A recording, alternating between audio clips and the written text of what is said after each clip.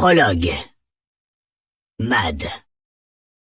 C'est la dernière fois que je parle de toi. Vous avez vu à quel point ce gosse est beau? Il finira sur grand écran comme sa mère, je l'affirme. La mère de mon meilleur copain parle de moi à ses amis, comme si je n'étais pas là. Tandis que je réfléchis à une façon de demander où enfiler le maillot de bain qu'on m'a prêté, je les observe du coin de l'œil, ignorant comment m'exprimer. Et Caleb qui s'est jeté dans la piscine, sans m'attendre. Chez moi, les adultes ne sont pas des repères qu'on peut solliciter. C'est plutôt mon rôle d'en être un et de répondre à leurs besoins, de les éviter le plus possible, chaque fois que je le peux. Ici, ils sont différents. Le père joue au golf avec ses collègues sur un terrain de son propre jardin, si grand qu'il ne semble pas posséder de limites. La mère et deux amis discutent sur leur transat, avec leurs chapeaux et leurs lunettes de soleil aux dimensions démesurées. Elles sont apprêtées jusqu'au bout de leurs ongles manucurés, stylisées comme si ce n'était pas qu'un simple après-midi piscine. Je ne suis pas à l'aise dans mon corps, dans mes baskets usées, dans mes fringues trouées et délavées qui seraient bonnes à jeter. Je me sens comme dans mon dessin animé préféré, un loup qui voudrait se prendre pour un chien, tout en sachant qu'il n'en deviendra jamais un. Tu peux aller dans le cabanon, mon chéri. Il est fait exprès pour ça. Vient à ma rescousse la gouvernante dont les cheveux bouclés brillent d'un reflet chocolat sous la lumière du soleil éclatant. Je la remercie et m'y dirige d'un pas hésitant. Tout est trop beau ici, trop grand, trop propre. L'herbe est trop verte, trop entretenue. Même les odeurs sont différentes. Ça embaume la barbe à papa, du jardin aux poubelles. Et tout le monde est trop gentil, si aimable que ça sonne faux. Ça me terrifie, ça me paralyse. Où sont les cris? Où sont les menaces? Le poids sur mes épaules, la peur constante. Sans ces fardeaux, je ne sais plus comment être moi. Je me promène sur le large domaine depuis mon arrivée, recroquevillé, avec l'impression que le ciel va bientôt s'abattre sur ma tête. Ce n'est pas normal, rien ne l'est. Des glaces qu'on nous a servies au dessert jusqu'au sourire et à la douceur de Naya, la gouvernante de la famille. J'ai le mal du pays. Le mal d'être si bien traité tout en ayant conscience que c'est voué à s'arrêter. La hantise de savoir que si pour Caleb rien ne changera jamais, en ce qui me concerne, ce n'est qu'une illusion éphémère qui prendra fin dès que je rentrerai chez moi. Je me glisse dans la piscine, accepte le pistolet à eau que me tend mon ami et réussis même à m'amuser, sans que ces pensées ne me quittent jamais vraiment. C'est la toute première fois qu'il m'invite dans sa maison. Jusqu'à aujourd'hui, je pensais que tout le monde vivait dans les mêmes conditions que moi, à quelques détails près.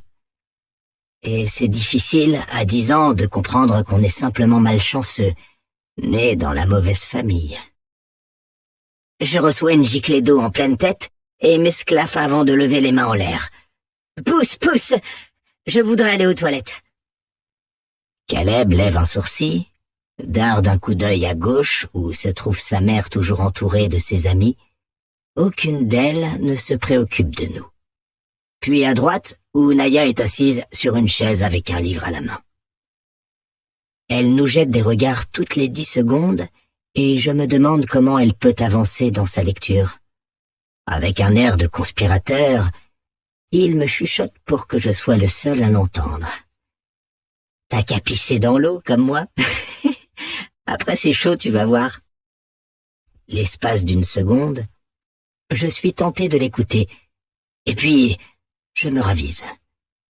Si les adultes l'apprenaient, ils se contenteraient de gronder Caleb. Mais moi, ils pourraient ne jamais accepter que mon meilleur ami me réinvite et cette idée me fait mal au ventre.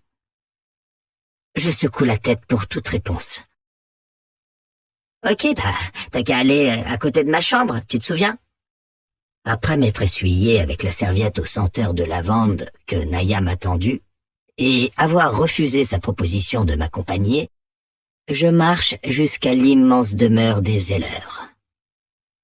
Je n'en ai jamais vu d'aussi grande, moderne et majestueuse à la fois. Les pourtours sont parqués de milliers de fleurs multicolores et d'innombrables palmiers longeant les allées encerclées de pelouses qui sont entretenues par des arrosoirs automatiques.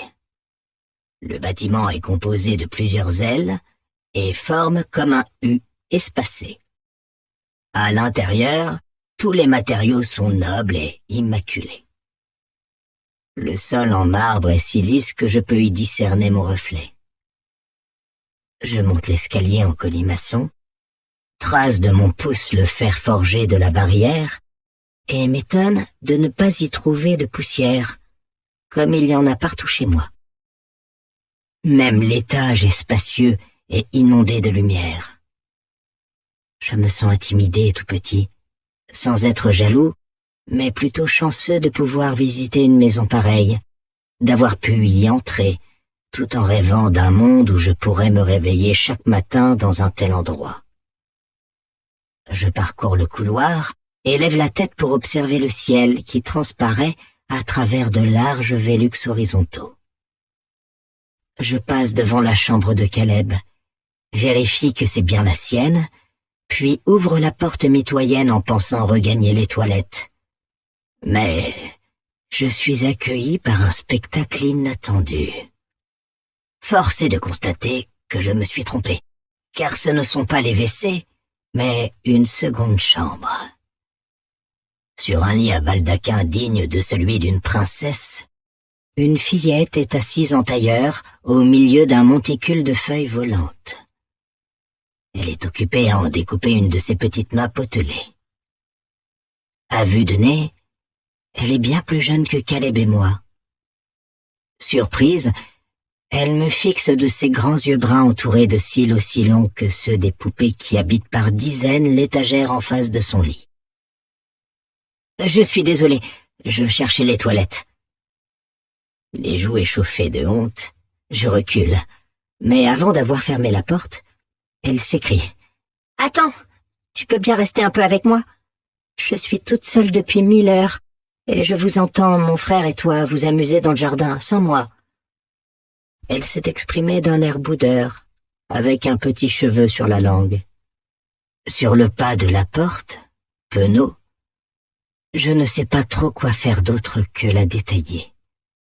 De sa tignasse brune si longue qu'elle touche quasiment les draps de son lit dans cette position, au costume de Batman qu'elle a revêtu. Ce n'est pas commun pour une fille de s'habiller en garçon, surtout à notre âge. « Viens !» me somme-t-elle en tapotant sa couette couleur océan. Je jette un regard au couloir désert derrière moi, puis décide, curieux, de répondre à son invitation. Je m'approche de son lit pour découvrir que les feuilles éparpillées autour d'elle représentent toutes sortes de paysages. Dunes, plages, montagnes, jungles, savanes. « Tu t'appelles comment ?» me demande-t-elle en posant ses grands yeux sur moi.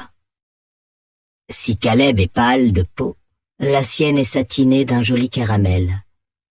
Il me parle très souvent de sa petite sœur. Mais je ne l'imaginais pas du tout comme ça. Plutôt comme lui, avec ses cheveux blonds et ses yeux bleu-vert. Je hausse les épaules, m'apprête à lui retourner la question sans avoir répondu moi-même, mais elle me devance. En fait, je sais comment tu t'appelles parce que mon frère ne parle que de toi. Et puis, il se vante que son copain vient alors que moi, ils viennent jamais. En même temps, j'ai pas de copain. C'est vrai que vous avez lancé des boulettes de papier sur la maîtresse la dernière fois? Je suis sûre qu'il m'a menti, sinon il se serait fait gronder. Elle a parlé sans respirer, à une vitesse alarmante qui me donne le tournis. Caleb et moi faisons beaucoup de bêtises, mais c'est toujours moi qui me dénonce, parce que je sens que ce serait grave pour lui quand les maîtresses n'arrivent jamais à joindre mes parents.